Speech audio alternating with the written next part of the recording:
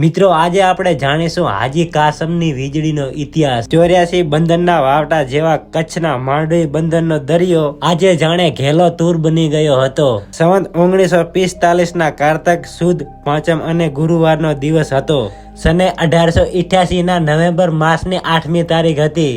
એ આગ બોટનું નામ હતું વેતરના, પરંતુ એના ઝળહળતા વીજળીના પ્રકાશના લીધે લોકોએ એને વીજળીનું ઉપનામ આપ્યું હતું અને વીજળી આગ બોટ પણ હાજી કાસમની વીજળી તરીકે જાણીતી થઈ હતી। શેરજાનો મોડ બંધા વરરાજા સાથે મુંબઈ પહોંચવા માટે વીજળી આગબોટ પર ચડવા માંડવી બંદરે આવી પહોંચ્યા। સીટી વાગી અને આગબોટ ધીમે ધીમે પાણીમાં સરકવા લાગી। કચ્છના 750 ઉતારુઓને પોતાની ગોદમાં લઈને સાગર પટ પર હિલોડા લેતી વીજળી માંડવી બંદરને છેલ્લી સલામ કરી વીજળીની ઝડપે આગળ વધવા લાગી। ગાળા દૂધ જેવા કાળા મોજા રાક્ષસોની માફક વીજળીને ખાઈ જવા જાણે ડાચા ફાડીને દોડી આવતા હતા। વીજળી ઘડીકમાં એ મોજા પર ઊંચી ચડતી હતી તો ઘડીકમાં નીચે પડકાઈ જતી હતી। રત્નાકર સાગર સૌની નજર સામે આજે કાળ સ્વરૂપે નાચી રહ્યો હતો।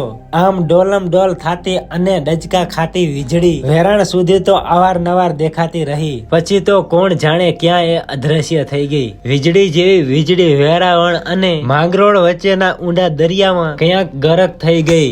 એકંદર 1300 મુસાફરો પીઠી ભર્યા અને આશા ભર્યા કચ્છના 13 વરરાજા લગ્નનો આનંદ માણવા ઉપડેલી 13 જાનોના જાનૈયા અને તમામને પોતાના ક્રૂર સિકજામાં સંકેલી લઈને વેરાણ વીજળી મહાસાગરના અગાધ જળમાં સદાયને માટે સમાઈ ગઈ અને વીજળીનું તો એક ભાંગેલું પાટિયું કે એકાદ માનવીની લાશ પણ કદી ક્યારે દેખાય નહીં। વીજળી જેવી વિશાળ આગ બોટ કોણ જાણે ક્યાં પાતાળમાં પેસી ગઈ।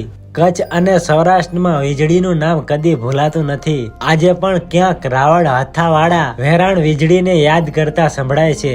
વીજળી કહે મારો વાંક નહીં બાવા, લખ્યા છઠ્ઠીના લેખ, કાસમની વીજળી રે ભર દરિયે વેરાણ થઈ।